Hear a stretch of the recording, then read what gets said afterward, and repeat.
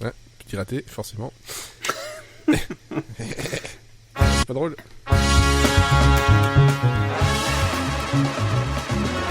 C'est ça de faire du live, hein.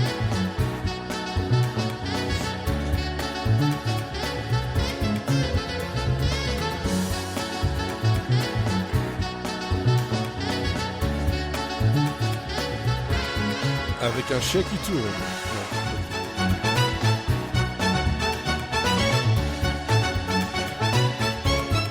En Technicolor.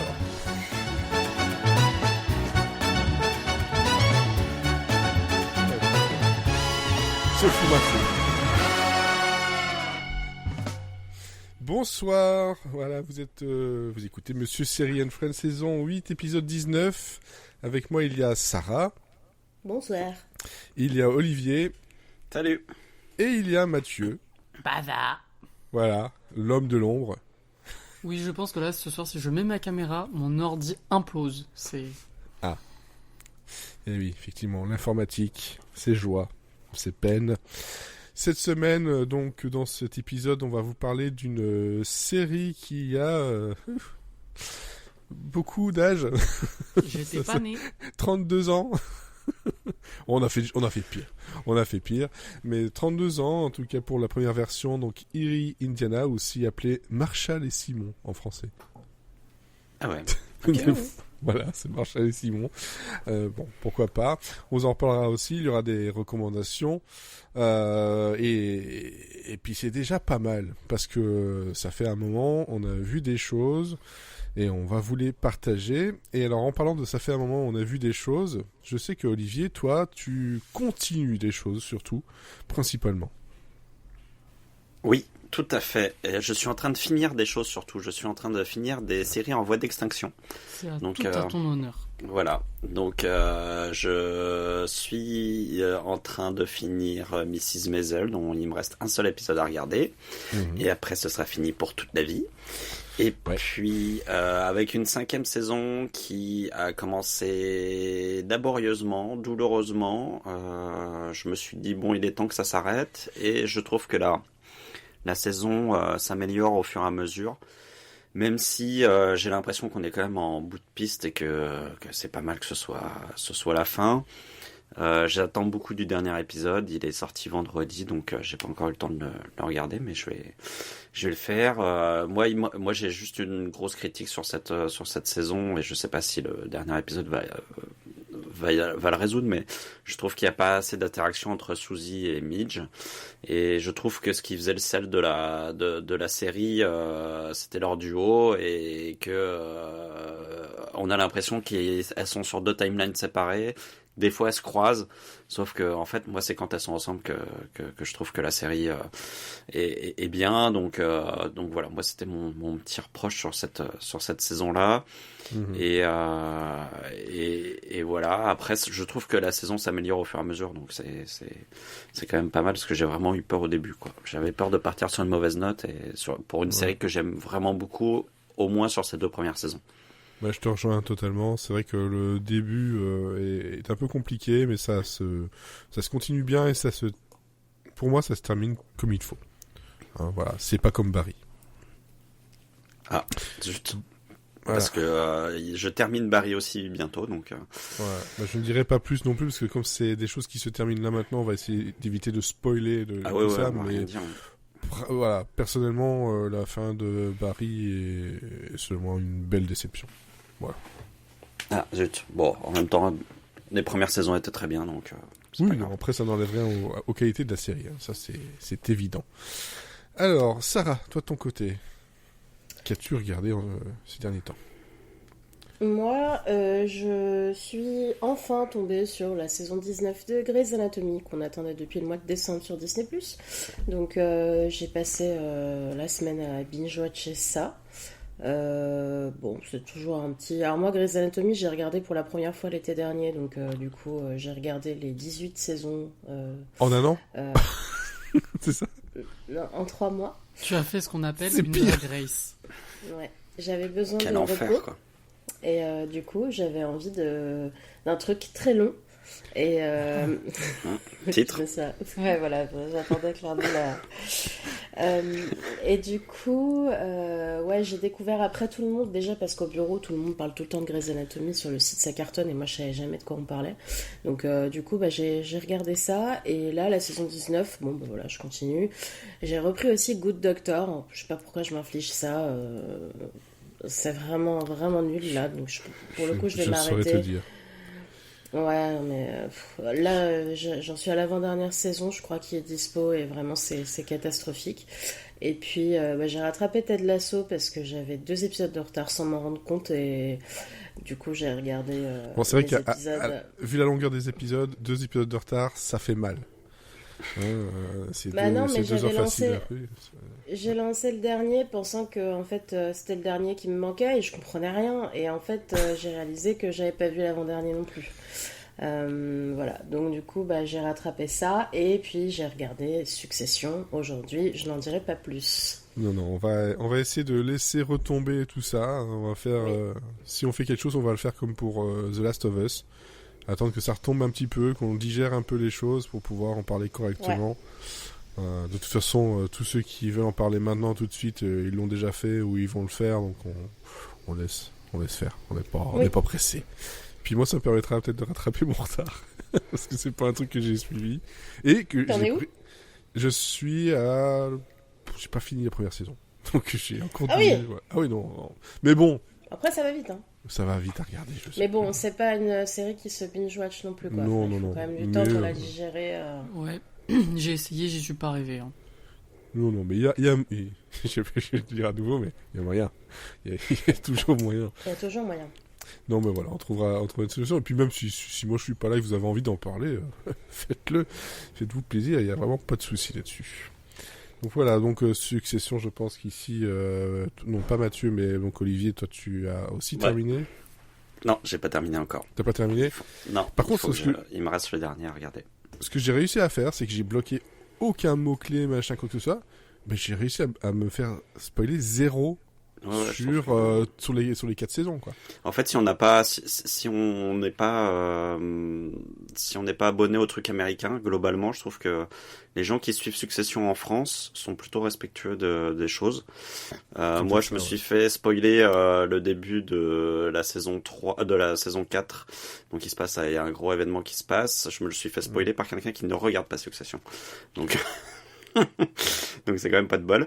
Mais globalement, je trouve que C'est quand même pas sympa ça. Hein. je trouve que les gens sont plutôt respectueux et donnent juste leur avis global et sans donner de détails, et c'est plutôt pas mal quoi.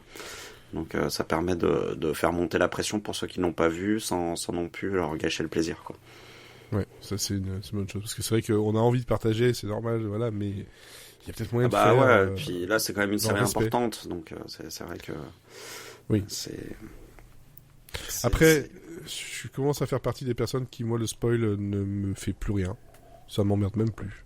Alors, je vais te dire justement, pour m'être fait spoiler, peut-être le truc qu'il fallait pas se faire spoiler dans la saison. En fait, je m'en fichais un peu parce que je pense que j'ai vu l'épisode d'une autre manière. Et c'est marrant parce que je pense que du coup j'ai une vision de cet épisode-là qui est pas du tout la même que la plupart des gens en fait. Parce que les gens en fait ils étaient sur la surprise et en fait moi j'ai regardé un peu plus le comportement des gens et j'étais plus dans l'analyse et finalement c'est comme si je faisais un rewatch en fait. Et c'est une série c'est une série qui tient très bien le rewatch en fait, parce que c'est tellement dense, il y a tellement de petits détails partout, il y a tellement de jeux d'interaction entre les personnages que en fait quand on le suit, des fois on loupe des choses et en rewatch on se dit ah ouais putain il y a eu ça, ah ouais il y a eu ça, ah mais oui ça explique ça plus tard et en fait c'est vraiment une série qui, pour vraiment bien comprendre tout ce qui se passe dans sa globalité, le rewatch est quasiment obligatoire parce que il y a trop de trucs qui se passent quoi. C'est vraiment et du coup cet épisode là je me suis dit je vais le prendre comme un rewatch et puis et c'était intéressant parce que du coup j'ai certainement vu des choses que j'aurais pas vues si j'avais été sous le choc de la révélation, enfin de l'événement. Ouais, Ça, je peux comprendre. C'est un peu Moi, comme je ça que trouve je le vois sympa aussi. quand même. Hein. Pardon? Franchement, je vous trouve quand même très sympa. Hein, parce que moi, franchement, si on me spoil un truc majeur d'une série, En fait, encore je pense regarder. que ça, avec le temps, j'ai fini par un peu m'en foutre parce que je me dis, je risque de l'avoir. Et en plus de ça, si jamais, voilà, c'est un truc important qui est spoilé, mais que finalement, il y a que ça que les gens attendent, c'est-à-dire que le reste de l'épisode, ou même de la série ou de la saison, n'en vaut pas la peine. Parce que s'il y a que ça qui tient le truc, et qu'il y a que ça qui te gâche l'épisode, c'est personnel, encore une fois, ça veut dire que le reste autour, bof, quoi. C'est, Ouais. Moi, je pense qu'effectivement, moi j'ai cette réaction-là vis-à-vis de cette série-là, ou parce que je sais qu'en fait, ce qui va être le plus important, ça va être comment les gens vont réagir à l'événement, en fait. Et ça, pour le coup, on me l'a pas spoilé, en fait. On m'a juste dit, j'ai juste vu ce qui allait se passer, et après, j'ai pas vu la réaction des gens vis-à-vis de cet événement-là. Donc, en fait, moi, c'est ça qui m'intéresse. Après, l'événement en lui-même, c'est pas ça. C'est pas ça qui tient la série, en fait. Ouais, non, mais je comprends votre point de vue. Moi, c'est juste que ça me fait chier que quelqu'un me retire quelque chose que, Ouais, d'une oui, certaine façon, que j'aurais voulu vivre peut-être autrement et qu'on m'oblige à le vivre d'une autre façon, quoi. Parce c'est vrai que qu'il y a les quelques gens ne années, ça savent faisait pas chier. tenir leur langue Ouais. sur les réseaux. Et puis sur le principe, ça me casse les couilles. Il y a quelques années, ça m'aurait fait autant chier, et finalement, j'ai réussi à force à me détacher de ça, et je vis beaucoup mieux. Franchement, je vis beaucoup mieux. Par contre, je fais quand même gaffe à, moi, ne pas déraper, spoiler. Je respecte encore le fait que des personnes aient besoin de ce côté surprise, et voilà. Mais ça me dérange pas plus que ça. Bon, moi, j'ai de la chance d'oublier aussi beaucoup de choses.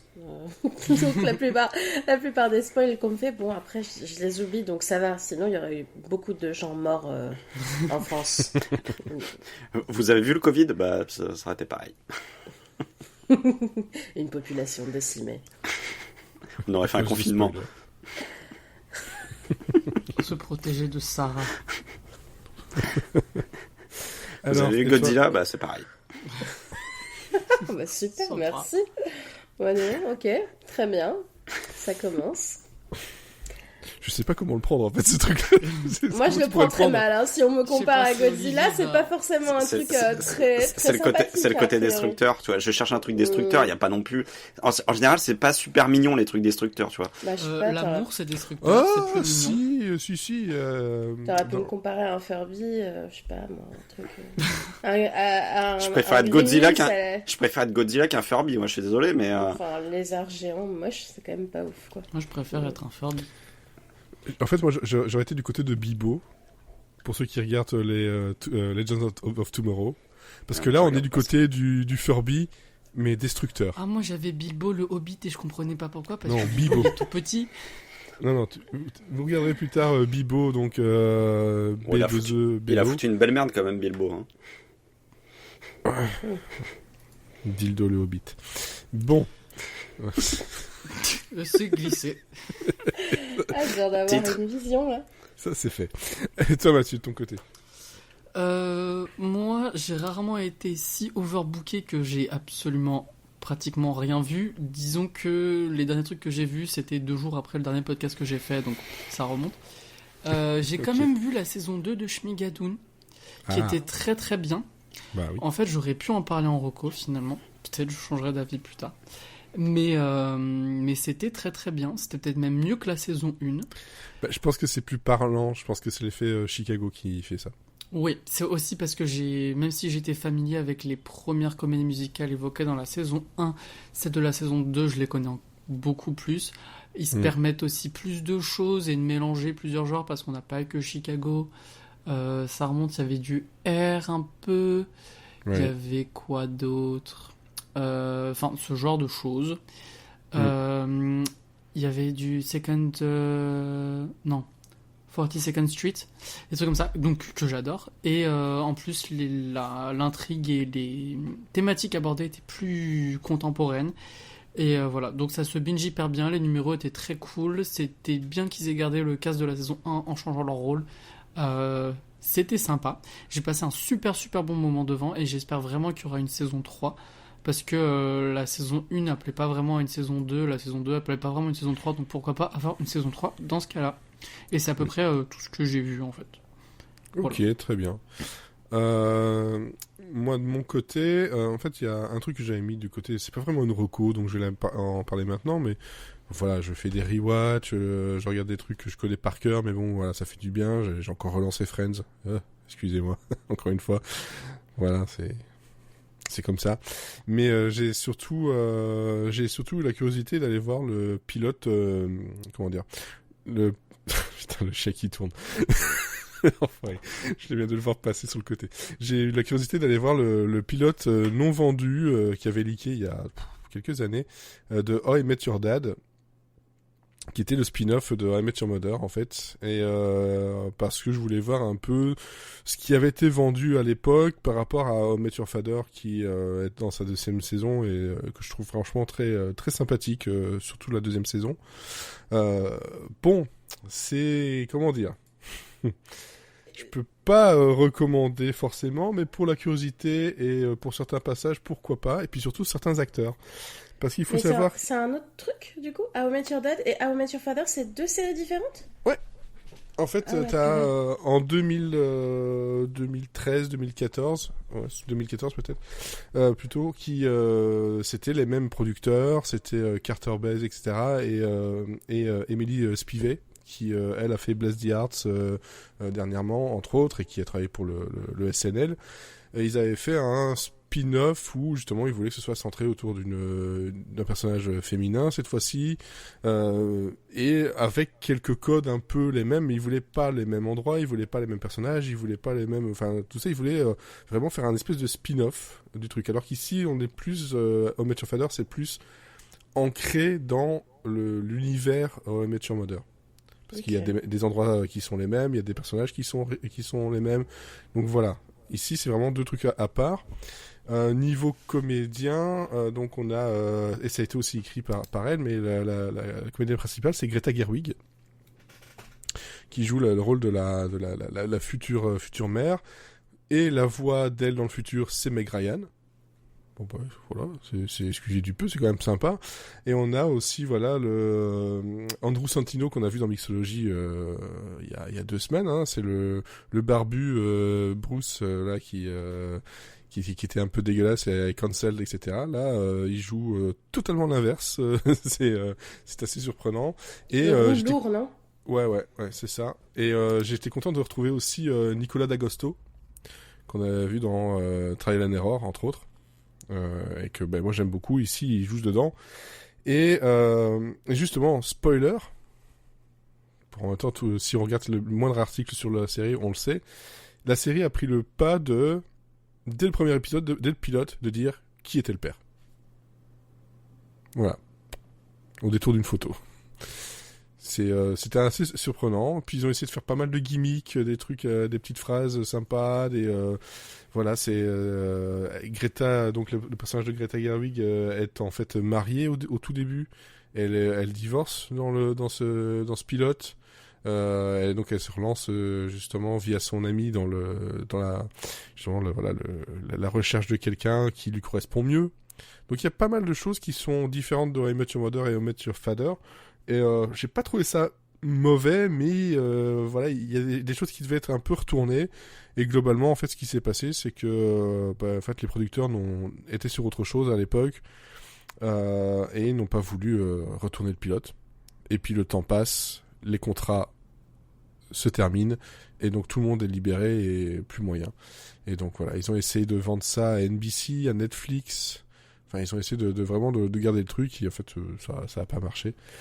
Et on peut trouver cet épisode-là sur Internet Archive, qui voilà, me sert pour beaucoup de pilotes perdus. Il y a une catégorie qui s'appelle Lost Footage ou Lost Episode, et t'as des choses assez improbables, comme par exemple le pilote, le tout premier pilote invendu de Bluey. Vous savez, la série animée sur Disney+.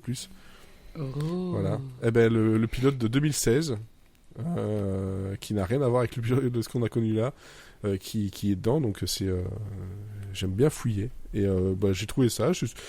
Voilà, c'est sympa pour l'histoire un peu du truc, pour How I Met Your Mother. Bon après, voilà, ça ne casse pas non plus 3 pattes à un cafard, quoi. Aussi, j'ai menti. J'ai pas vu que Shmigadoon. Bon, on compte pas Drag Race aujourd'hui, mais j'ai fini la saison 6 de 911 et c'était vraiment de la merde. Mais vraiment, je pensais que la saison 4, on touchait le fond, mais là, c'est Free 911 parce que c'est pas possible d'écrire des personnages comme ça. Enfin, j'aime pas les procéduraux, on le sait, j'aime pas quand les personnages tournent en rond, mais là, ça fait quand même 4 ans qu'ils tournent en rond, c'est plus possible, quoi. Enfin, on a fini la saison 4 sur des mauvaises décisions pour tous les personnages, d'orientation de tout. Ils ont tout effacé, ils ont repris de nouvelles bases, et là, ils ont effacé les nouvelles bases pour retourner aux mauvais changements de la saison 4. En mode, ouais, en fait, tout le build-up de la saison, c'est pour plusieurs personnages, c'était, en fait, il faut apprendre à s'aimer et t'es pas obligé d'être avec quelqu'un pour être heureux. Et dans le dernier épisode, ils cassent tout le monde. Avec des gens lambda qu'on a vu 3 fois et dont on s'en fout. Voilà. Et ça m'a saoulé. Par contre, il y a Nanona No Star qui s'est terminé aussi la saison 4. Et ça, c'était vachement bien parce qu'ils ont fait le meilleur truc qui pouvait arriver pour la série. Et on le savait que ça allait arriver. Parce qu'ils ont teasé toute la saison que ça allait arriver. Et bien sûr, ça arrive dans le dernier épisode pour faire durer la sauce. Et c'était trop mignon. Et je dirais pas ce que c'est, mais si vous connaissez la série, vous savez ce que c'est. Et donc, je suis très content que 911 soit renouvelé, mais sur ABC, j'espère qu'il y aura un petit renouveau et que ça va changer. Sinon, vous faites une saison et vous arrêtez et vous concluez les personnages et c'est bon là. Et vous laissez Lone Star vivre en paix parce que c'est quand même vachement mieux. Voilà. Il faut parfois mini coup d'amour. Faut parfois laisser les séries se terminer, contrairement à certaines qu'on n'a pas envie qu'elles se terminent, mais bon, c'est vrai que parfois. Pour le mieux de tout le monde, c'est comme ça qu'il faut faire. Bon, par contre, j'étais déçu de voir que Archer, bon, ça fait quand même 15 saisons, hein, enfin 14 saisons, mais il n'y aura pas de saison 15. Et elle est finie, la 14 La 14, ça va arriver, je pense. Ça va arriver, donc il va y avoir une fin. Oui, mais je veux dire, voilà, il n'y aura pas de saison 15, quoi. C'était, voilà. Physical, qui n'aura pas de saison 4. C'est dommage, que je l'aime bien celle-là. Elle est un peu boudée sur Apple TV+, aussi, enfin comme beaucoup de séries sur Apple TV+, tu vas me dire, qui n'a pas été renouvelée. Par contre, Virgin River, je suis content parce que saison 6, voilà, genre demande, ils vont jamais le terminer. C'est une des séries qui sur Netflix qui a le plus long, temps de vie. Parce qu'en général, c'est 1 saison, 2 saisons, et puis ça se termine. Là, 6 saisons.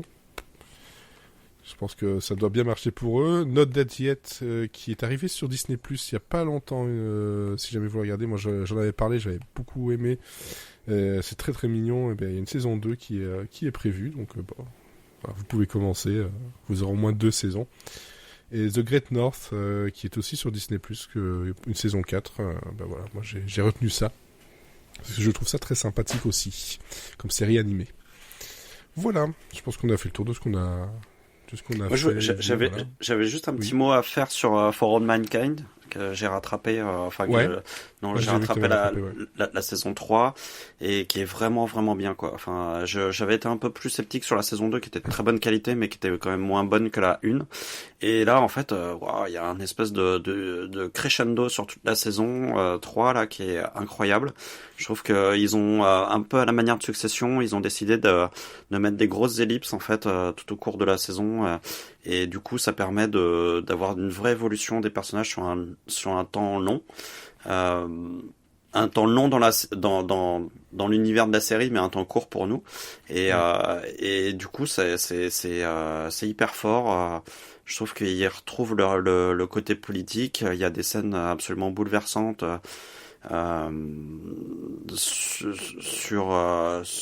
Notamment sur un coming out que j'ai trouvé très fort, très simple mais très fort. Et voilà, il y a vraiment des très belles scènes, il y a des scènes très fortes, il y a des vrais beaux moments et je trouve que c'est une série dont on parle pas beaucoup mais qui est quand même très bien construite et qui est portée par des acteurs qui sont vraiment formidables. Et non, il y a et je trouve que la force de la série c'est qu'en fait chacun des acteurs, et il y en a quand même beaucoup, ils ont tous une vraie partition à jouer quoi. C'est et tout ça c'est lié et en même temps ils ont leur histoire propre. Donc je trouve que voilà, en termes d'écriture, c'est quand même un beau sommet de série chorale moi je trouve que c'est quand même très fort ce qu'ils ont fait Et je trouve que c'est un peu trop dans l'anonymat par rapport à la qualité du truc, quoi. C'est comme, encore une fois, hein, c'est aussi Apple TV+, et je pense que c'est peut-être ça qui t'a fait penser à cette série-là, c'est le fait que je parle de Apple TV+. Ça, ouais. Mais c'est le souci de cette plateforme, c'est qu'elle a de quoi proposer, mais en fait, je comprends pas leur marketing. C'est ça qui est fou, c'est qu'en fait, du coup, comme il n'y a pas énormément de gens qui regardent, c'est vrai que nous, quand on regarde et qu'on aime beaucoup, on finit par l'oublier parce qu'on partage pas en fait avec les autres, puisque peu de gens la regardent. Donc c'est aussi ça le problème des séries Apple TV, c'est que en fait on a quand même besoin du partage avec les autres pour faire vivre un peu la série une fois qu'elle est terminée, ou une fois que la saison est terminée, quoi. Et c'est et là c'est vrai que du coup à chaque fois moi j'y pense pas, alors que c'est une très très très très bonne série, quoi, vraiment. C'est très très bien écrit. C'est vrai. Niveau sur ce sujet-là, il y a pas, enfin, il y en a quelques-unes, mais c'est vrai que de cette qualité-là, de cette vision-là, c'est assez rare, effectivement. Alors, par contre, de cette vision-là, de cette qualité-là, on a vu quelque chose.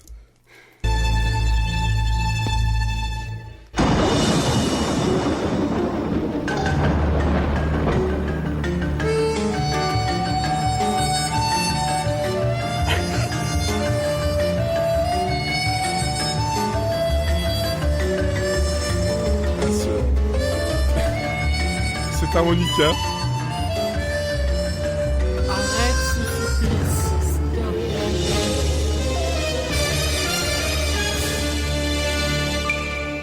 ce supplice. Ce supplice, enfin. Mais non, pas du tout, c'est pas un supplice. Donc, je vous ai proposé de regarder Erie Indiana, qui est en fait, s'appelle Marshall et Simon. Voilà. Par chez nous, et c'était passé entre fin des années 90 dans les minicums. Voilà, entre autres. C'était aussi passé sur France 3 un peu avant, parce qu'il faut savoir que c'est une série qui a eu une version de base de 91, celle qu'on a vue, et une espèce de suite spin-off qui s'appelle donc Marshall et Simon, une nouvelle dimension. Voilà. Ou Erie Indiana. C'est tout. Encore une fois, donc pour bien t'y retrouver, voilà, mais il y a 7 ans de différence. Et c'est le même créateur, hein, c'est Karl Schaffer et José Rivera qui sont derrière, avec des comédiens qui n'ont rien fait d'autre derrière. Voilà, globalement, si ce n'est pour la version de 98, où là, il y a Bill Switzer, qui lui, par contre, je pense qu'il était dans Seven Heaven, si je me trompe pas. Donc là, c'est vraiment des choses un peu spécifiques à Fox Kids, hein, parce que c'était sur Fox Kids. Il y a eu 19 épisodes pour la première version, de à peu près 24 minutes par épisode. Et de quoi ça parle ? En fait, c'est une petite ville de... Attention, c'est très précis, hein, 16 661 habitants. Oh, comme par hasard, il y a un petit 666 au milieu. C'est une ville un peu bizarre où il y a des choses étranges et inexpliquées qui se passent, et il y a 2 adolescents, donc Marshall et Simon, qui en fait essaient de découvrir ce qui se passe, de régler des problèmes. Ça a un petit côté enquête de la semaine, plus le côté chair de poule pour ceux qui ont connu la série des livres, mais aussi la série télévisée. Ça, peut-être que ça te parle un peu plus, Mathieu. Oui, ça me parle, oui. Oui, quand même. Bon, voilà. Donc, on a regardé ça, et le premier épisode, ça parlait de trucs un peu de Tupperware étrange, qui s'appelait Foreverware.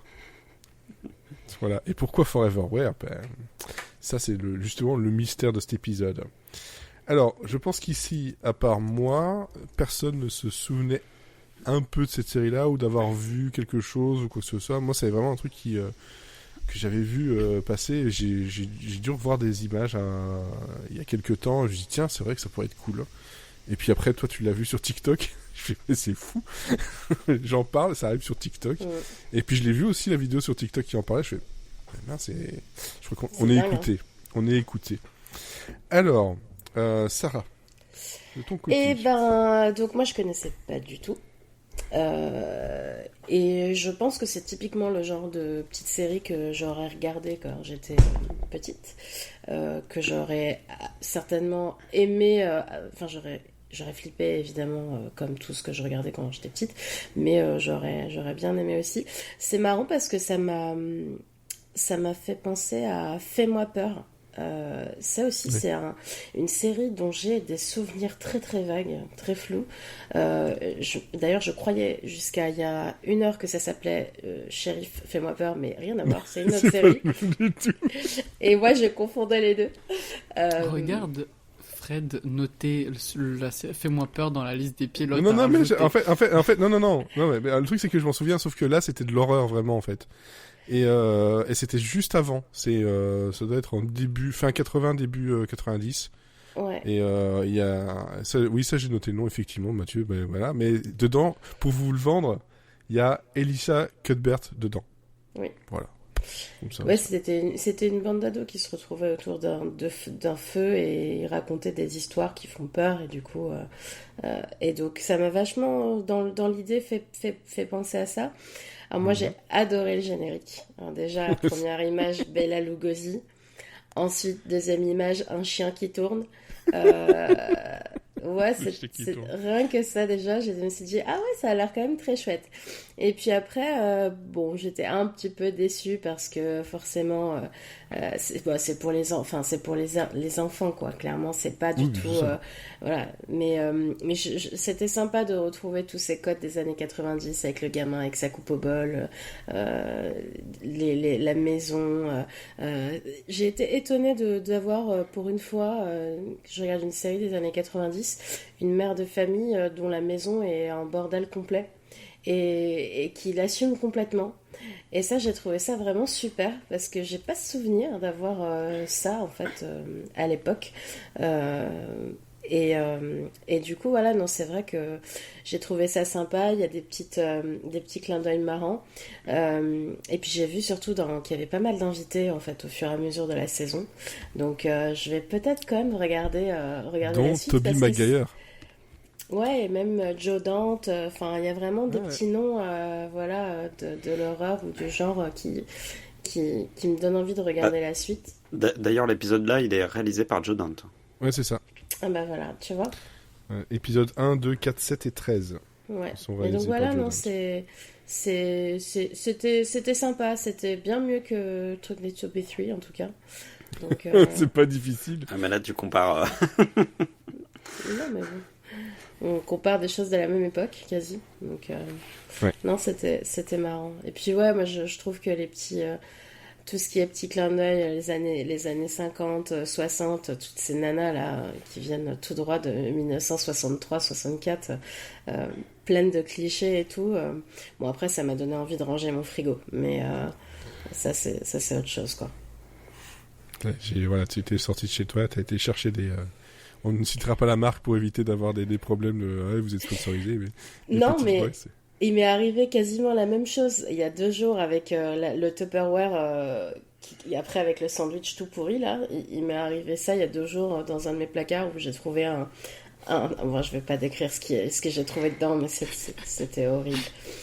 J'ai cru que le Tupperware qui était en train de pleurer et faire Kill me. Ah et tout ce qui était à l'intérieur. Et puis tu sais, j'ai ouvert quasiment la boîte et ça m'a fait comme The Mist, tu vois.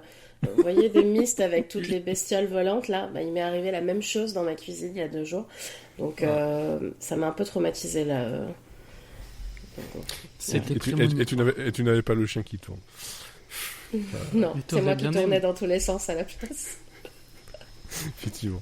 Mathieu, toi tu pleurais parce que le générique c'était un supplice pour toi. Non, c'est pas le pire. Il est pas très beau à écouter, mais il faut les images qui vont avec et ça va bien. C'est vrai que voilà. Ça rajoute du charme. C'est vrai que c'est pas très beau au niveau de l'audio.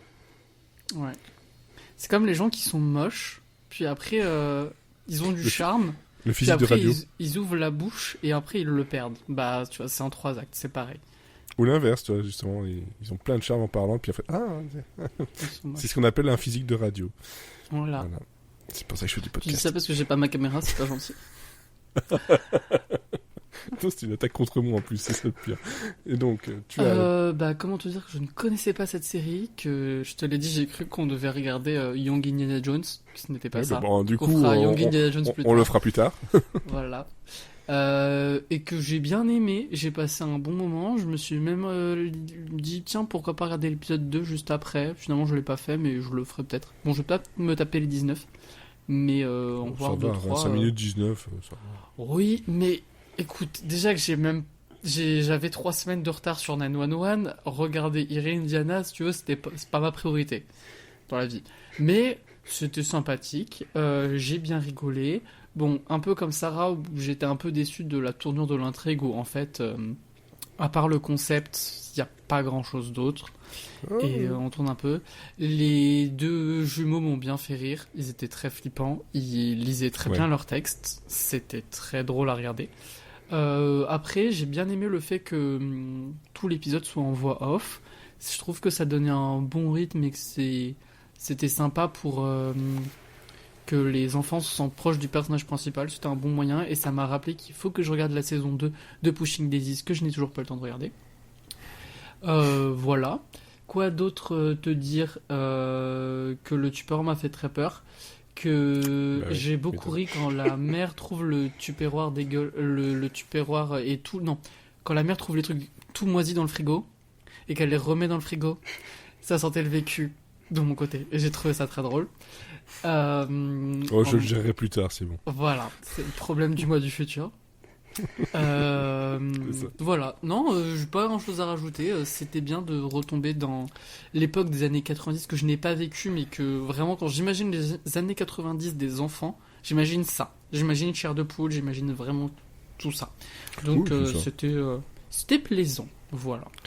D'ailleurs, pour information, les épisodes, vous pouvez les trouver sur YouTube assez facilement, en français et en version originale.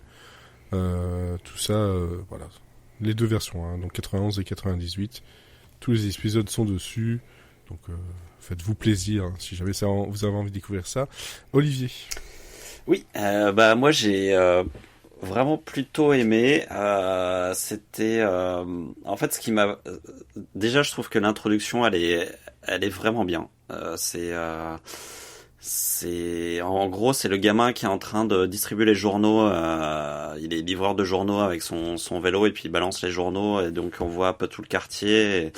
Et alors déjà ça m'a rappelé le jeu Paperboy sur Game Boy. Et d'un coup j'ai fait waouh, c'est Paperboy. Même époque. Même époque, pareil. Et c'était un jeu que j'aimais beaucoup parce que j'aimais casser les vitres des gens avec le journal. Dans le jeu ou dans la vraie vie? Non, dans le jeu, parce que dans la vraie vie en fait je faisais pas ça. Déjà j'apprenais à faire du vélo, balancer des journaux c'était déjà très compliqué. Je suis un peu déçu. Et en fait surtout ce que je trouve intéressant en fait dans la série et même dans cet épisode c'est qu'on est finalement on est dans un univers qui est tout ce que j'aime dans du Burton en fait. C'est très burtonien en fait comme avec cette petite bourgade qui est vraiment la banlieue américaine par excellence où tous les gazons sont bien tondus, machin et tout, et puis en fait où il y a beaucoup de couleurs, où il y a beaucoup et je pense que Édouard aux mains d'argent est sorti en 90. Cette série est de 91 à mon avis. C'est pas innocent parce que même dans la tenue la tenue des femmes qui sont un peu restées dans les années 50, il y a quelque chose qui fait vraiment penser à du Burton. Donc je trouve ça et en même temps je trouve c'est aussi un discours politique malgré tout pour une série pour enfants. Il y a quand même le côté on va dézinguer un peu l'American Dream et on va regarder un peu ce qu'il y a dessous et je trouve que ça montre quand même que dans les années 90 on prenait quand même pas les enfants pour des cons quoi, et ça c'est vraiment un truc qui se vérifie à chaque fois qu'on regarde des séries pour enfants de l'époque.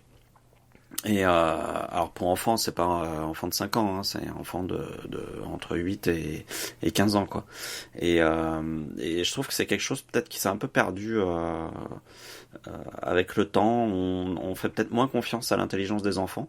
Et voilà, moi c'est vraiment quelque chose qui dans cette série m'intéresse parce que voilà, comme disait Sarah, c'est en gros tout l'épisode amène à faire dire que en gros la mère de ce garçon est bordélique et qu'elle fait mal son rôle de mère au foyer. Et en fait, l'épisode finit par dire bah non, en fait, elle est comme ça et puis c'est tout, quoi. On s'en fout. Et c'est chacun vit de la manière dont il veut. On n'est pas obligé d'être tout propre, tout gentil. Et voilà, je trouve que c'est quand même une espèce d'anti-morale qui me fait bien plaisir et qui m'étonne pas. Justement, ça m'étonne pas de voir Joe Dante là-dedans parce que en fait, c'est typiquement le genre de truc qu'il a pu faire dans sa filmographie, en prenant justement tous les mythes américains et en les dézinguant joyeusement. Donc tout ça reste cohérent. Après, effectivement, je trouve que la résolution de l'intrigue est beaucoup trop rapide, pas assez spectaculaire, pas assez prenante, et voilà, c'est un peu mais bon, c'est un truc pour enfants. Je pense que quand on a 8 ans, on en a rien à foutre on a été déjà rassasié par tout ce qu'on a vu avant, donc c'est pas très grave. Et puis surtout, on a déjà été traumatisé par cette Tupperware géant, donc je pense que le mal est fait, quoi, après Ouais, je pense que c'est vraiment ça, en fait. Le truc, c'est que c'est expédié parce qu'on est sur du format 25 et peut-être on l'aurait pris un peu plus de temps sur du 50, mais c'est un public Fox Kids, hein, donc c'est des séries qui doivent être comme ça ramassées et c'est vrai que le développement était un peu plus long que la résolution, même si cette résolution, moi je la trouvais flippante, en fait, même pour une série d'enfants. Je me dis c'est quand même dérangeant, c'est glauque. Et puis la mère là elle faisait vraiment peur. Les gosses ils faisaient juste un peu rire, mais ce côté d'ouverture, t'as l'impression que quand tu allais l'ouvrir, t'allais avoir un truc qui allait fondre directement. C'est sûr. Moi, c'est ça que j'ai beaucoup aimé aussi, c'est ce côté hyper exagéré. Alors, c'est marrant, tu parlais de Tim Burton, moi, ça m'a fait beaucoup penser à Mars Attacks dans l'intro aussi. Tu vois, le côté années 60, tout ça. Ouais, côté années 50, 60, et les parfaite. Je m'attendais à ce qu'il y ait dès le début, tu vois, un alien ou un truc un peu chelou. Les deux jumeaux là qui surtout à la fin avec leur pull je sais pas comment on appelle ça, leur gilet dégueulasse là, et leur petit nœud papillon là, c'est ils sont enfin il y a un truc Pee-wee Big Adventure de Burton encore. Il y a vraiment un truc il y a toute une imagerie comme ça qui rappelle comme ça cette espèce de gothique coloré, en fait, qui est en train de naître dans la fin des années 80, début des années 90, quoi. Le côté étrange, d'ailleurs, j'ai pas dit non plus, mais Eerie, c'est parfait aussi comme titre. C'est littéralement sinistre, c'est idéal, quoi.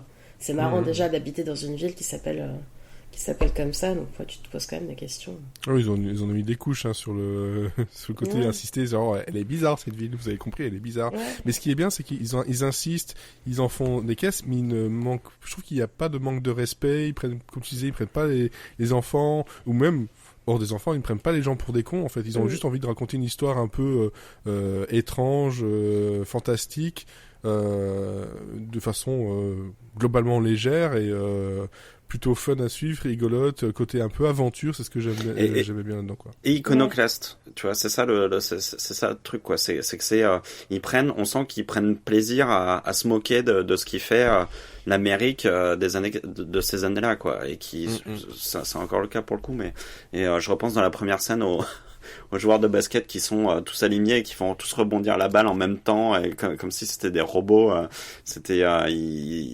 Ils sont flippants, en fait. Rien que ça, c'est 5 joueurs de basket qui ils sont robotiques, quoi.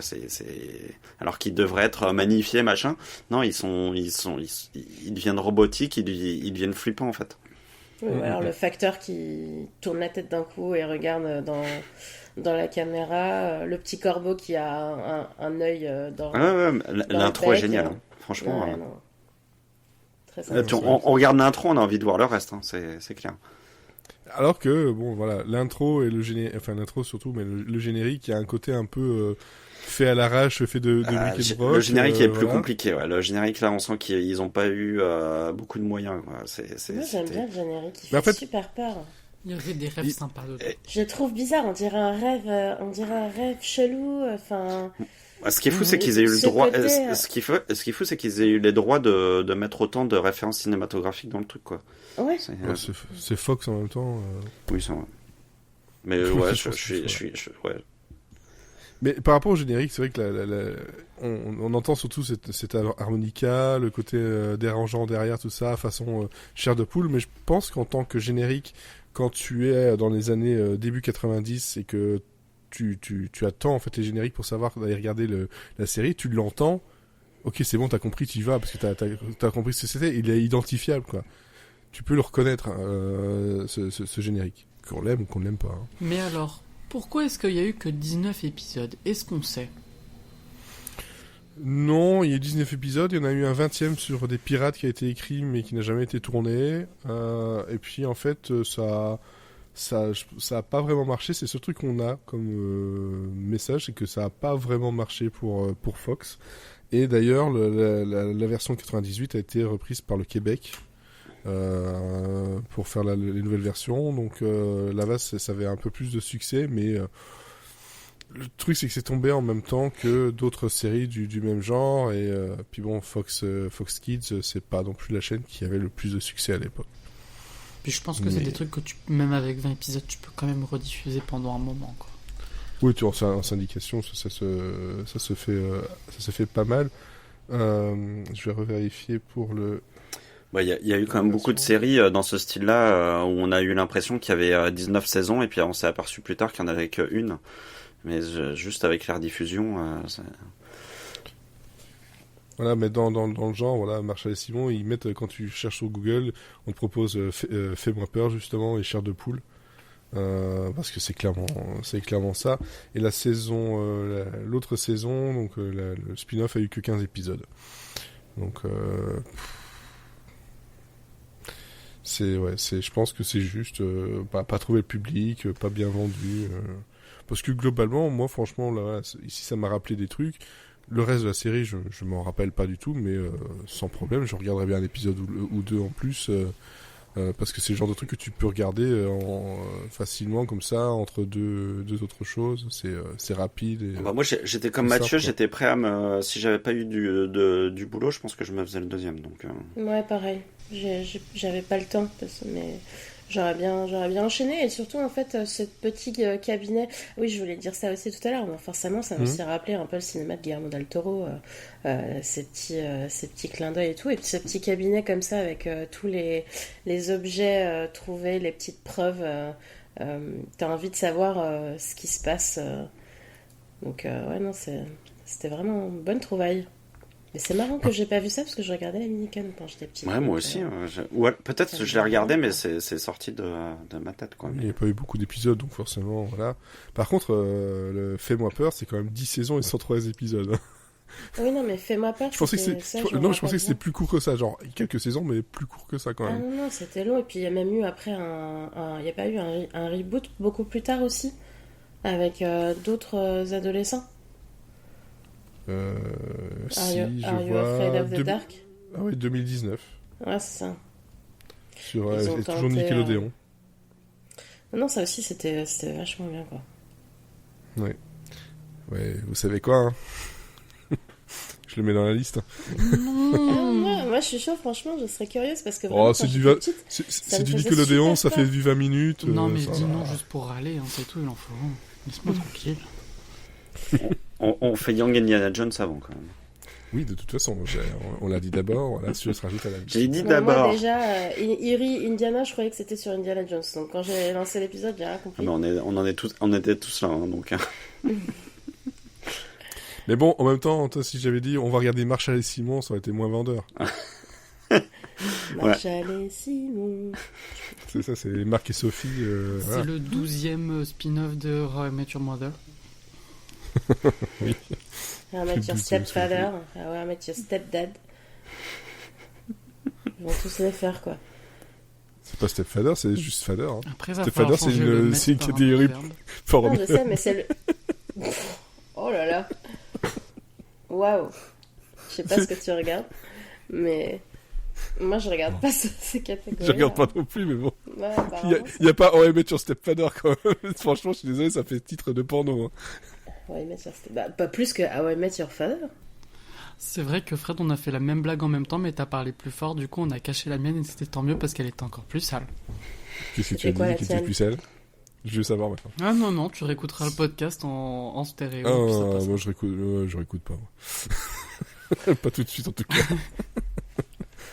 Bon, mais voilà, donc une série qui mérite d'avoir un petit regard de votre part, par curiosité, justement si vous aimiez le genre. Donc voilà, Fais-moi peur et Chair de poule. Voilà. Donc ça c'était bien sympathique. Par contre, ça m'a donné justement à nouveau envie d'aller refouiller du côté du CBS Summer Playhouse et de ma liste de pilotes invendus ou de séries abandonnées parce que Pilote perdu. les pilotes perdus, j'avais une liste de 200 et quelques que j'avais retrouvé sur YouTube.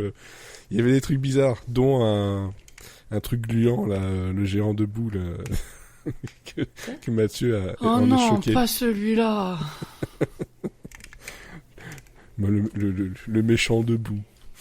Non mais je pense que je sais pas si je ferais ça pendant l'été ou si j'essaierais de les glisser pendant les autres Monsieur Série and Friends, mais le CBS Summer Playhouse, j'ai bien envie d'en parler d'une façon ou d'une autre parce que c'était quand même cool comme projet. C'était fin des années 80 et pendant l'été il y avait rien, donc ils mettaient des pilotes qui n'avaient pas été vendus et ils les soumettaient au vote du public pour savoir en fait si ils avaient vu une série avec ça, est-ce qu'ils l'auraient regardé complètement ou pas.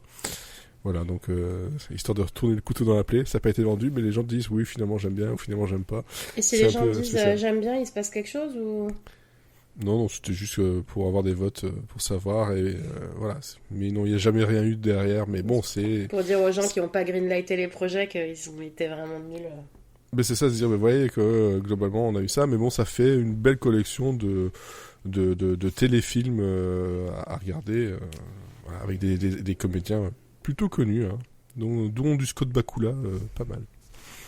Voilà. Scott Bakula, pourquoi ça me dit quelque chose ça? Code Quantum, non. Ah oui, d'accord. Pas que ça, mais déjà ça c'est pas mal. Oui, oui. Bon, J'ai... on va passer aux recommandations et on va remettre le petit truc, petit jingle.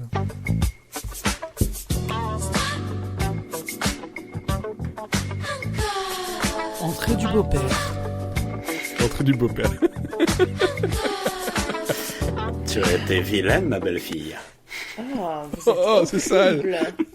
Oh, c'était sale. Je me suis senti sale à ta place. Ah, mais alors, moi, ça va me hanter cette phrase-là. Et ça part dans le bêtisier. Il y a des chances, oui. C'est clair. C'est clair. Alors, du côté des recommandations, Sarah, tu as terminé une série qui est sur Prime Video. Tout à fait. Moi, j'ai regardé une série, du coup, qui est une série Prime, enfin Amazon Originals. C'est une mini-série qui est sortie en début d'année, au mois de mars, qui a été diffusée en plus, je crois, avec un épisode par semaine. Et ça s'appelle Daisy Jones and the Six. Ça suit, en fait, l'ascension un petit peu sous format documentaire d'un groupe. et en parallèle d'une chanteuse dans les années 70.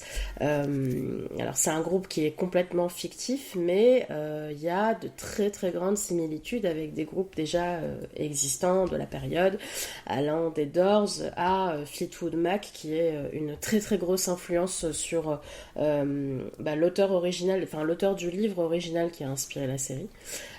L'intrigue principale se passe dans le Los Angeles du milieu des années 70. On y explore vraiment toute l'effervescence artistique de cette période qui est particulièrement riche en créativité et qui a érigé, je pense, les plus grands génies musicaux de l'histoire, en tout cas à l'époque.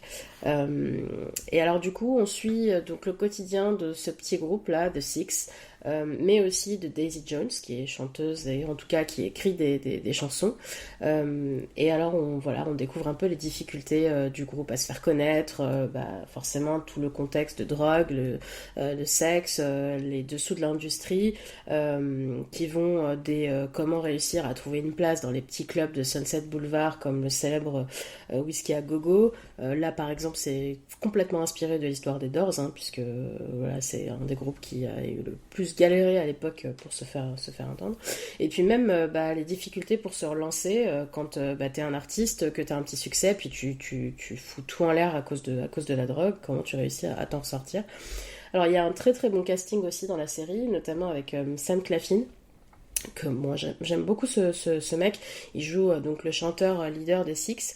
Il y a aussi Timothy Olyphant qui joue leur tour manager, qui est excellent comme à chaque fois qu'il apparaît dans une série. Ouais, systématiquement. Moi je l'adore. Pour moi c'est Justified Forever, mais c'est vrai que là il est vraiment sympa. J'ai appris un truc à propos de Justified. Ouais, il y a un Est-ce que reboot tu qui sais... arrive. Pardon? Il y a un reboot qui arrive. Enfin, il y a une suite qui arrive là. Ah non, mais je veux dire ça, que... Non, c'est que j'ai appris que toute la BO avait été en fait faite par un ex-membre de Toto. Ah bah je ne savais pas. Voilà. Donc Ok. j'ai trouvé ça, j'étais là, je fais ah bah tiens. C'est un mec qui a grandi dans le sud des États-Unis, parce que c'est quand même très... Non, pas du tout. Mais Ok. voilà, il a arrêté Toto pour faire des musiques de films et de séries, etc. Et Justified fait partie de ses plus grands faits. Ok, effectivement c'est une excellente BO, donc well C'est done. vrai. Il y a aussi du coup dans le cast une nana qui s'appelle Suki Waterhouse, que moi je connaissais pas, qui apparemment est une actrice et aussi musicienne. Là elle crève l'écran dans la série. Et alors moi j'ai découvert l'existence de, alors je sais pas comment on prononce son nom de famille, c'est Riley Keough je pense, qui joue Daisy Jones et qui est absolument lumineuse à chaque apparition. Elle est incroyable, sa voix est sublime, et puis son personnage de Daisy, qui du coup est un des deux personnages principaux, c'est un personnage qui est hyper touchant. C'est une fragilité extrême mêlée à un talent écrasant. C'est vraiment une personnalité qui est complètement déséquilibrée. Elle est pleine d'amour, elle est pleine de colère. C'est un génie maudit, et on retrouve à la fois dans sa voix cette actrice du coup, parce qu'elle chante, donc ça je vais y arriver aussi très vite, mais aussi ses performances sur scène en concert, puisqu'on filme beaucoup aussi de scènes live. Et alors donc moi qui n'aime habituellement pas les comédies musicales, c'est vraiment pas c'est pas ma came du tout. J'ai absolument adoré cette pépite. Alors musicalement la bande son elle est évidemment incroyable, elle est riche de morceaux incontournables. On découvre aussi plein de trucs sympas. Bon, il y a des noms tels que Lou Reed, le Velvet Underground, les Dixie Cups et Toto d'ailleurs. Ouais. Mais il y a aussi des compositions originales que moi j'ai vraiment adoré, et ça j'insiste là-dessus parce que c'est très très rare que j'apprécie quand des chansons sont créées dans le cadre de séries ou de films. D'ailleurs il y a même un album sur Spotify avec toutes les chansons.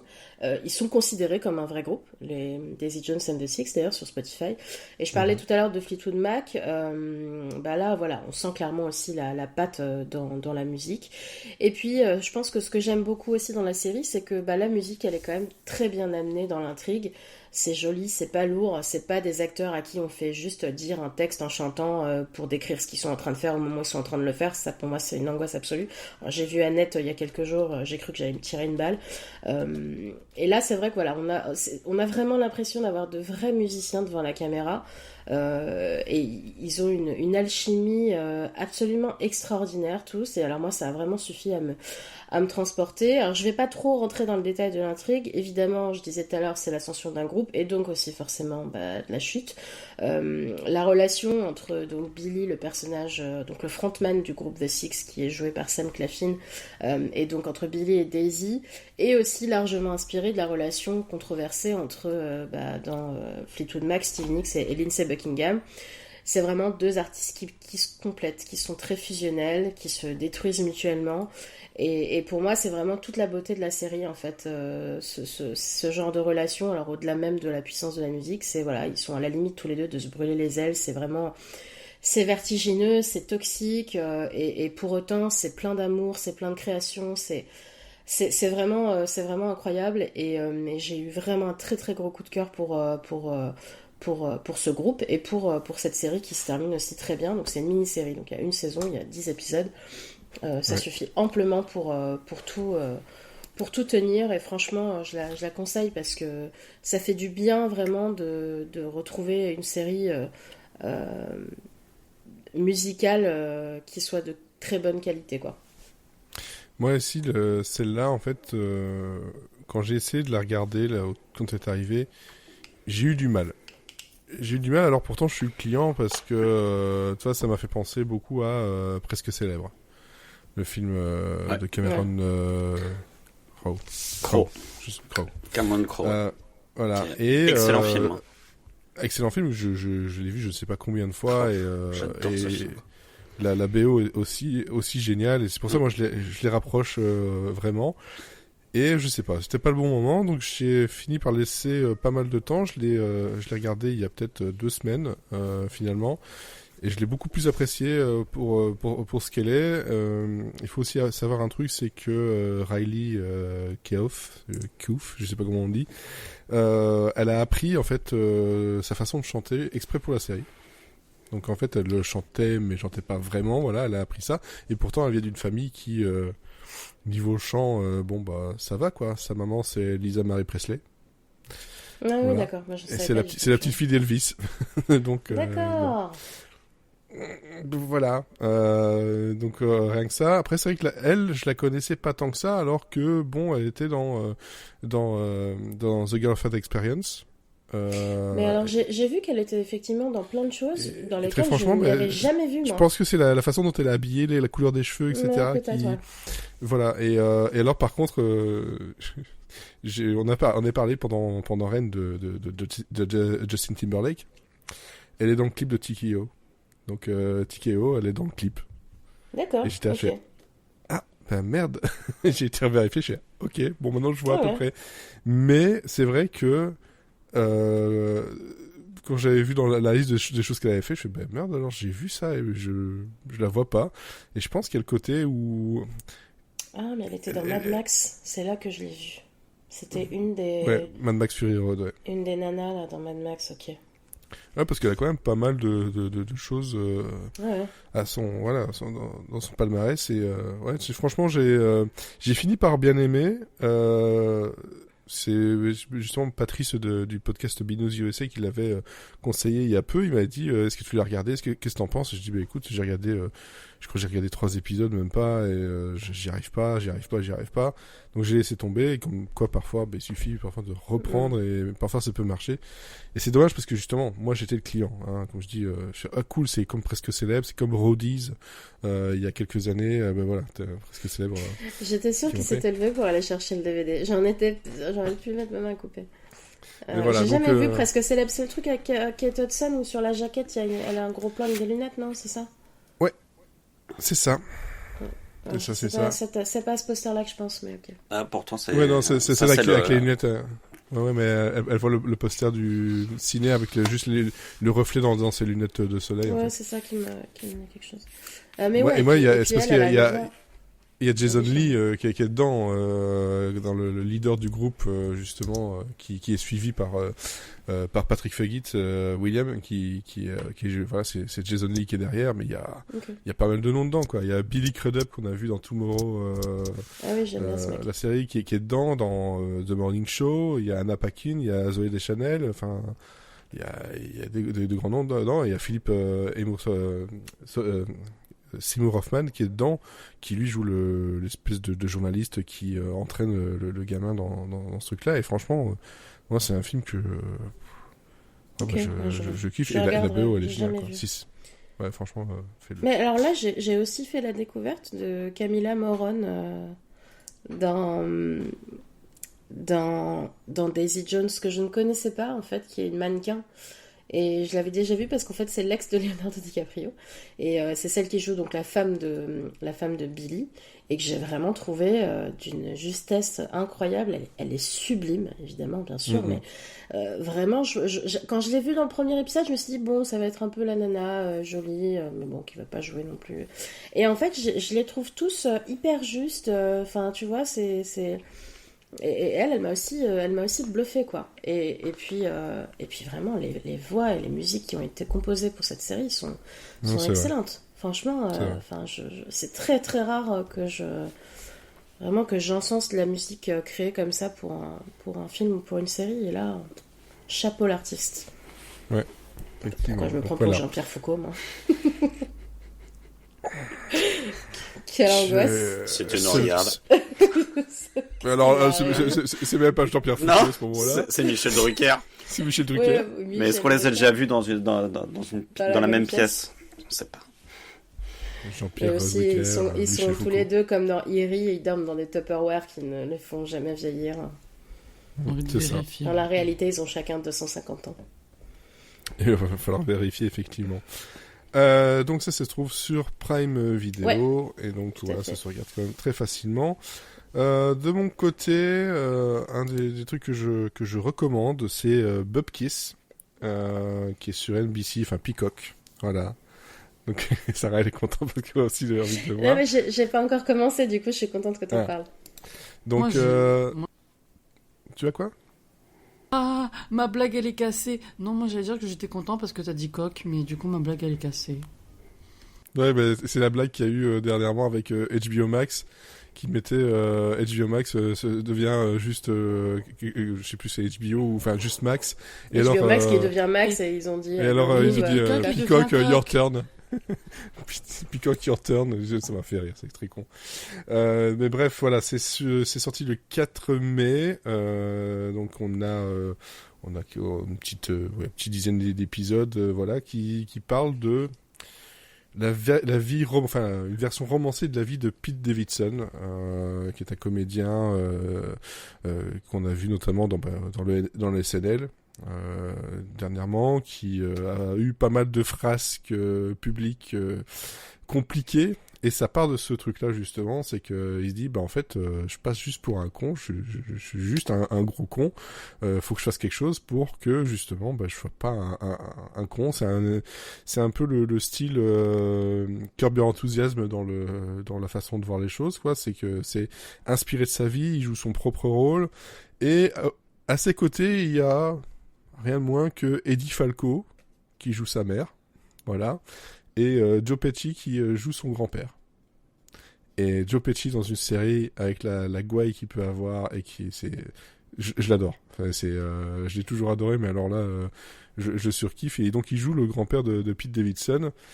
Et on n'a pas que lui, hein, on a justement des personnes qui jouent leur propre rôle, dont Ray Romano, on a aussi Bobby Cannavale qui joue dedans. Enfin, on a pas mal de noms un peu sympas. Moi, il y a Brad Garrett que j'aime beaucoup, j'avais vu dans Tout le monde aime Raymond, et dans une autre série dont je parlerai après, qui est sortie il y a pas longtemps. Et en fait, c'est comment dire, c'est du Pete Davidson. C'est-à-dire que ça va parler de drogue, ça va parler de cul, ça va parler de trucs d'un mec qui est censé être adulte, mais qui a vraiment du mal à se comporter en tant que tel. Et le premier épisode, on va parler surtout de son grand-père. J'essaie de pas spoiler la première scène qui est un moment de gêne et de rire génial, mais donc Joe Pesci qui joue son grand-père lui apprend qu'en fait il vieillit et il est mourant. Et donc son truc c'est de je vais faire un truc pour pas passer pour un con, je vais lui organiser une soirée entre mecs, on va faire un truc machin, il va même jusqu'à contacter une prostituée parce qu'il se dit pour que mon grand-père soit content, je vais lui trouver une prostituée pour qu'il puisse baiser avant de mourir, voilà, c'est sa façon de penser. Et on a c'est des dialogues qui fusent dans tous les sens, des blagues de moments de gênance, de moments un peu à contre-courant, et moi j'ai vraiment passé, c'est des formats simples, c'est 25 minutes, et je passe un super bon moment derrière, quoi. C'est le genre de série que j'aime bien, le truc un peu à la... ouais, c'est ça, Curb Your Enthusiasm, où on a le personnage qui joue son rôle dans sa version un peu romancée, et avec des moments un peu gênants, à la It's Always Sunny in Philadelphia aussi, voilà. Donc, si il y a ça Charlie vous fait Day pas d'ailleurs, peur... non? Il me semble avoir vu dans les invités... Dans les invités, oui, il y a Charlie Day, on a Steve Buscemi, on a Method Man, on a Jon Stewart, enfin la liste elle est... Il y a Kim tous Kardashian. ses potes, quoi. Je crois pas. Il y a... Alors, La liste elle est aussi longue que ce que la légende... Ce que la légende dit sur la taille de son pénis. Parce qu'il faut savoir que c'est un mec du coup qui, pour la petite anecdote, c'est un mec qui sort avec les plus belles femmes d'Hollywood, et il y a beaucoup de gens qui comprennent pas pourquoi, parce qu'il est pas non plus et donc voilà, une des rumeurs c'est qu'il est extrêmement bien gâté par la nature. Ouais. Moi je pense que c'est surtout parce qu'il est très drôle et qu'il se prend pas la tête, mais bon. Ils font des clins d'œil, il faut quand même pas mal de clins d'œil assez... c'est pas mal, hein. Oui. Pourquoi pas.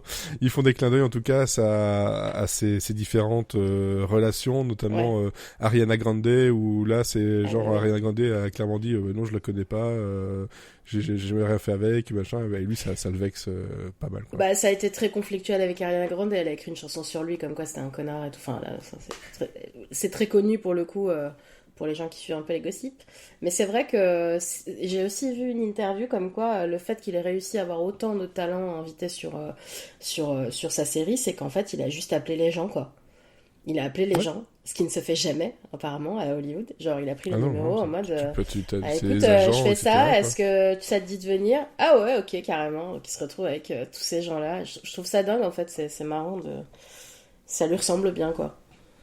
Voilà, moi il me reste je pense deux épisodes à regarder, et franchement c'est je me marre bien, c'est vraiment le genre d'humour que j'aime beaucoup. Je pense pas que ça arrivera chez nous, malheureusement. Peu de chance. C'est un peu compliqué. Et puis derrière, niveau écriture, il y a Judah Miller qui était aussi sur l'écriture de King of Staten Island avec Pete Davidson, de Judd Apatow.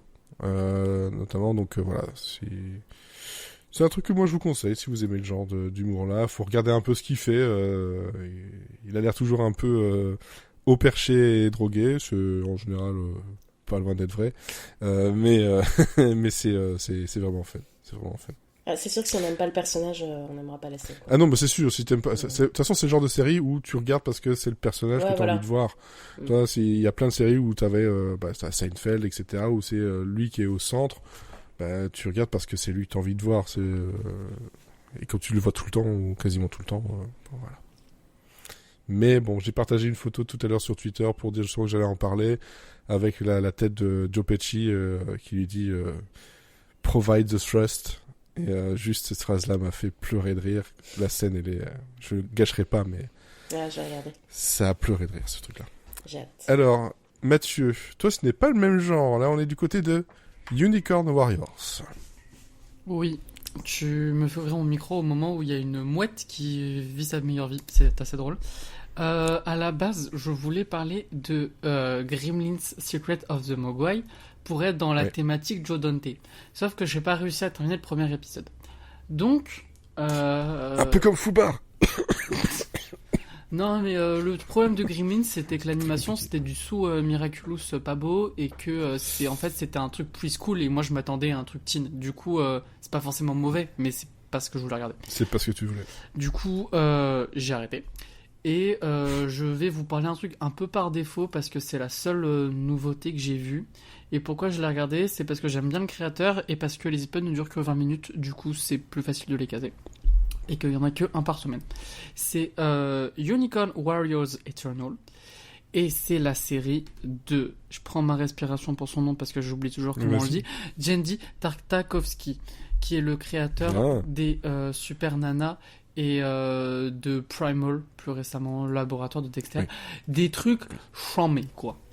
C'est pas lui qui a fait le Hotel Transylvanie aussi? Non, je comprends. Oui. Si, il a fait, il a fait le premier, je crois, ou le 2, je sais plus. Enfin, il est dessus, ouais. Et c'est un géant. C'est un géant de l'animation, ce gars. Oui, et il est Samurai vachement Jack. doué, ce monsieur. J'ai pas encore vu Samurai Jack, faudrait que je le fasse. C'est diffusé sur HBO Max. Et du coup, ça me fait énormément rire de parler d'une série d'animation et de HBO Max dans la même phrase. Voilà, c'est tout. Vous interprétez comme ça, comme vous voulez. Il y aura 10 épisodes d'une vingtaine de minutes, je ne sais pas sur une saison 2, parce que sur certains trucs, j'ai vu que c'était une saison 1, sur d'autres que c'était une mini-série, donc on verra. De quoi qu'est-ce que ça cause? On a 4 personnages qui sont vendus comme adolescents, je trouve pas tant adolescents que ça, qui vivent leur petite vie, et en fait, il y a des êtres qui entrent dans leur corps. Et en fait, ces êtres, ce sont des gardiens de l'univers qui s'éveillent tous les plusieurs siècles ou millénaires pour sauver le monde d'une force maléfique terrible. Voilà. Et du coup, c'est un peu compliqué pour eux parce qu'il y en a qui se rappellent de qui ils étaient avant, d'autres non. Et ça fout le bordel dans leur vie, mais ils doivent tout arrêter leur petit train-train pour sauver le monde. Voilà. Ça, je vous avoue que c'est ce que j'ai compris au bout de 5 épisodes. Dans le premier épisode, j'ai rien compris. Mais dans le premier épisode, il y avait pas mal de combats sympas. Du coup, j'ai continué et j'ai bien fait. Parce que pour les premiers épisodes, je trouvais vraiment que j'avais du mal à m'attacher aux personnages, comprendre d'où est-ce qu'ils venaient, ce qui leur arrivait, avoir un peu leur backstory en fait finalement, ce à quoi sert un premier épisode. Et c'est pas ce que fait le cinéaste, et nous met directement dans l'action, et il t'explique tout ça en 2 phrases. Si t'as loupé, bah tant pis, tu comprendras plus tard. Et on avance. Et en fait, j'ai pas trop aimé. C'est peut-être aussi parce que j'étais pas dans un bon mood ou pas assez concentré à ce moment-là. Mais j'ai regardé par la suite épisodes 3, 4 et 5, et là j'ai beaucoup plus aimé. Pareil, peut-être que là j'étais plus concentré, mais je me suis laissé aller. Et en fait, c'est vachement bien. Parce que les personnages sont bien plus caractérisés par la suite. Par exemple, j'adore le personnage de Melinda, qui s'appelle aussi Emma, du coup, dans la série. En fait, ce qui lui arrive, c'est qu'elle est sur le point de se marier, et bam, quand il y a cet être qui prend possession d'elle, elle doit abandonner son fiancé et sauver le monde, et elle possède une force incroyable. C'est une espèce de supernova, la meuf. Et elle veut pas de ce pouvoir, et elle veut juste retourner à sa vie d'avant. Et qui est-ce qu'on a d'autre comme personnage que j'aime bien? On a Copernic, c'est un super gros robot qui est tout rond et qui défonce la gueule des gens. Et il parle pas, et il est très très mignon, je l'aime beaucoup. J'ai oublié le prénom des autres personnages, pardon. Mais on a aussi une espèce de dieu égyptien bleu qui est un peu le chef de la bande, et lui c'est la raison, et le mec est sérieux tout le temps. Et après on a un petit garçon qui en fait lui est un peu un bouddhiste, où il voit pas ce que les autres voient, il voit un monde dans une dimension astrale, et comme ça il voit tout, et il peut savoir où sont les méchants, qu'est-ce que deviennent les gens, etc. Ce qu'il voit, ça ressemble un peu à Final Space en plus coloré, pour vous donner une idée. Voilà. Et c'est cette petite bande qui va devoir combattre des grands méchants, mais surtout des combats intérieurs. Et Et voilà, les épisodes ne durent que 20 minutes, on ne voit pas le temps passer, c'est terrible, ça fonce à 4000 à l'heure la plupart du temps, mais la série arrive à se poser et à faire des introspections sur les personnages, soit en plein milieu des batailles, soit dans des longs moments très calmes où on a le temps d'admirer la beauté des décors, des couleurs, etc. Et donc pour de l'animation, c'est super sympa de garder quand même ce temps-là. C'est assez triste par moments parce que ça questionne des thématiques qu'on a déjà vues comme le poids de la destinée, du pouvoir ou de la double identité, la dissociation du corps, mais c'est fait de manière que je n'avais jamais vue avant et elle me surprend pas mal où en fait ces réflexions-là arrivent dans des moments où on les attend pas, où on se dirait bah là c'est le moment du combat donc succession de violence et là c'est pas forcément ça tout le temps. Il y a aussi le fait qu'il y a beaucoup de mythologie, de légendes qui se confondent dans cet univers, où à la base c'est un univers steampunk, donc on est à la fin du 19e siècle, dans un Londres très industriel, mais en même temps on a une pieuvre géante, on a des pirates fantômes ou des loups-garous.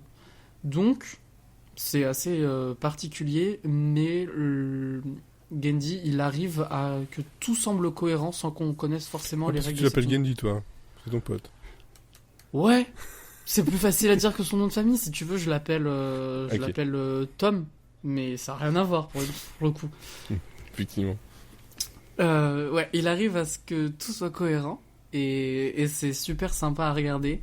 Les scènes d'action sont hyper bien chorégraphiées. Ça prend beaucoup d'influence dans soit les dessins animés des années 90 et 2000 qu'il a fait précédemment, comme les Super Nana, etc. Soit de l'animation japonaise, ou des choses comme ça. Et voilà, les méchants sont très très cool. Et la série, même si parfois elle est triste, elle arrive à être très drôle, pareil dans des moments où on l'attend pas, où c'est une scène hyper dramatique. Et bam, d'un coup on a une blague. Mais c'est pas comme dans Marvel où ça casse le rythme, c'est juste pour reprendre une respiration et après on retombe dans l'émotion plus dure et sans que la blague parasite le reste. Donc c'est très agréable à l'écriture. L'animation est magnifique. Vraiment, j'ai enchaîné Gremlins et ça, et j'étais là, waouh, je préfère nettement ça, qui est hyper stylé. Les combats sont pas du tout répétitifs, dans le sens où, même si on pourrait craindre que, vu que c'est une série d'animation, que c'est, on va dire, des super-héros, ils ont toujours les mêmes pouvoirs, ils combattent toujours les mêmes méchants, et du coup, ça soit toujours pareil. Mais c'est pas le cas. Parce qu'ils utilisent leurs pouvoirs différemment, ou alors l'ennemi, en fait, est tellement différent qu'ils peuvent pas fonctionner de la même façon, ou alors on s'attarde plus sur un personnage qu'un autre, ou on change le style d'animation, enfin, plein de trucs comme ça. Ce qui fait que chaque épisode est très différent les uns des autres, un peu comme l'était Primal, et ça reste encore plus plaisant. Donc, en vrai, si vous aimez l'animation et la légèreté des Super Nana mélangée avec la dureté et l'univers de Arcane, et vous rajoutez la violence de Primal, et vous avez ça. Voilà. Donc j'ai vu que 5 épisodes sur les 10 qui seront diffusés et j'ai très hâte d'avoir la suite. Par contre, finalement je me dis que c'est carrément un truc qu'on peut binger parce que c'est tellement court qu'à la fin des épisodes j'étais pas du tout rassasié. Comparé à Primal où à la fin d'un épisode j'étais lessivé et j'en pouvais plus, j'étais en mode non, mon cœur n'en peut plus, arrête de me faire chialer. Là, chaque fois j'ai besoin de plus et savoir où est-ce qu'il veut aller dans l'intrigue qui avance mais qui se met en place lentement. Plutôt dans le non-dit que dans des trucs explicites. Voilà. Ok. Et donc ça c'est sur Max, du coup, Unicorn Wars. Ouais, je sais pas si c'est dans le pack Warner. Warriors. Et il est dans le pack Warner, ouais. Ah bah voilà, trop bien. J'ai dit un truc légal. Et il est sur Adult Swim aussi. Bah voilà, vous avez pas d'excuses. Sauf si vous avez ni Adult Swim ni Max comme moi. Ce qui est mon cas. Mais c'est pas grave. Et justement, pour repartir sur quelque chose vous pouvez le voir en légal, moi, la deuxième recommandation que j'ai, parce que vraiment, j'ai vraiment bien accroché, c'est sur Apple TV+. Oh ben, tiens, c'est surprenant. Ça faisait longtemps. Ça faisait longtemps, sauf que c'est une série qui est arrivée le 17 mai. Voilà, donc ça fait vraiment pas longtemps, et donc on est sur de la diffusion... comme à chaque fois chez Apple TV, hein, c'est des épisodes par semaine, et ça s'appelle I Desert avec Patricia Arquette. Voilà, qui est arrivé il y a pas longtemps.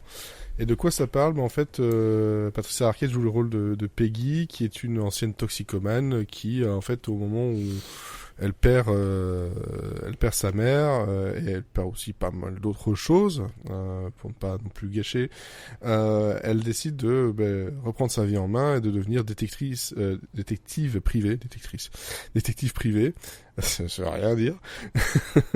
Et tout ça dans une petite ville en Californie, et elle a un côté, moi ça m'a fait penser un peu à Poker Face, vous savez qu'il y a eu dernièrement avec Natasha Lyonne, ce côté un peu personne au bout de sa vie, que plus rien ne va arrêter, et là il y a un côté comme ça un peu pareil, où on sent qu'elle est un peu lâchée par tout le monde, autant au niveau financier que au niveau de famille, que au niveau boulot, et elle a un don pour justement essayer de faire des enquêtes, justement, de retrouver certaines choses. Et donc c'est des épisodes qui, en plus de ça, sont au format 25 minutes. Oh tiens, c'est cool encore.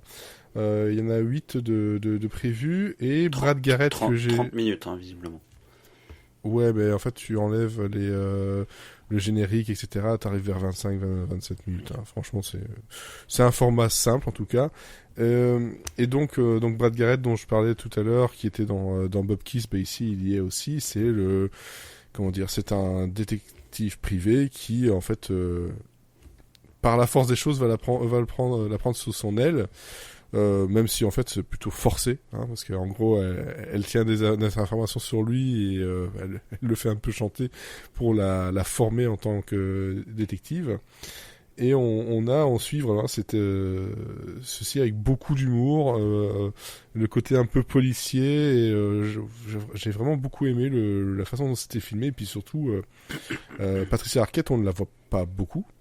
En tout cas, moi personnellement, je ne me rappelle plus l'avoir vue depuis un bon moment. Et là, en tant que personnage principal, elle a vraiment une dégaine, une façon de dire les choses qui sont clash, et qui font du bien. Et vraiment, j'ai vu le côté un peu ce qui me permettait de continuer à avoir un effet Poker Face sans la série Poker Face qui on attend la suite. Et on a aussi d'autres grands noms, hein. Il y a Matt Dillon qui est là-bas derrière, Christine Taylor aussi qui a son petit rôle, et puis bon voilà. Donc très franchement, j'aime bien. Les personnages sont bien décrits, ils sont pas juste tout lisses. Elle a vraiment beaucoup de mal avec sa toxicomanie. Elle est sous méthadone. Elle est contente parce qu'elle arrive à quasiment plus rien de méthadone pour pouvoir en sortir. Mais bon, il y a des moments où elle est sur le point de craquer, et ça donne des scènes assez mémorables dans cette série, et ça se trouve sur Apple TV+. Donc très franchement, pourquoi bouder son plaisir? Je sais pas si c'est sur le côté Canal+, là, comme chez vous, mais en tout cas, c'est arrivé il y a peu. Oui, c'est disponible. Il y a 4 épisodes qui sont disponibles sur MyCanal. Le 5e arrive mercredi. Et malgré tout, Patricia Arquette, on l'a vu quand même ces derniers temps dans Sévrance. Ah bah oui, si, c'est elle, la boss. Ouais. Putain. Mais franchement, je sais pas, elle a pas du tout la même tête dans les deux. Je me dis, et puis ouais, c'est vrai, Sévrance, ça fait un moment en fait. Et... Déjà. Ouais, et puis il y avait Escape at Danmora aussi, qui était une mini-série. Ça, j'ai pas vu. Qui était plutôt pas mal. Ouais, en tout cas, c'est deux rôles bien différents. Moi, c'est une actrice que j'adore. Enfin, franchement, il n'y a pas grand-chose de tout pourri dans sa filmo, et c'est une grande actrice. Effectivement. Et ça donne envie ça me donne envie de revoir Medium, tiens. Ah ouais, c'était pas mal non plus, effectivement. Ah, Medium, c'était bien. C'est pas mal du tout. Bon ben voilà, c'était nos recommandations. Donc il y a du Daisy Jones and the Six sur Prime Video, il y a Unicorn Warriors sur le pack Warner machin, je sais pas en Belgique où ça se trouve, mais cherchez. Tout ce que j'ai envie de vous dire. Cherchez. Et de mon côté, donc il y avait justement I Desert et Bob Kiss. Donc I Desert est facile à trouver sur Apple TV+, et Bob Kiss tonton d'américain. Pour l'instant, vous n'avez pas trop le choix. Et je ne vois pas quelqu'un racheter ça pour l'instant. Alors, le mot de la fin, Sarah. Drogue. Ok, Mathieu. Licorne. Ok, Olivier. Sinistre. Oh là là. Moi, je vais dire coq. Voilà, c'est fait. Comme ça. Après, c'est vrai que c'est soit pie, soit coq, quoi. Franchement, Ouais, c'est ça. il y a quand même un thème, hein. Il y a un thème, effectivement. En tout cas, ce ne sera surtout pas Foubar. Bref, on vous souhaite en tout cas une bonne semaine, de bonnes séries, une bonne soirée, une bonne journée, comme vous voulez. Et surtout... Bon Jovi.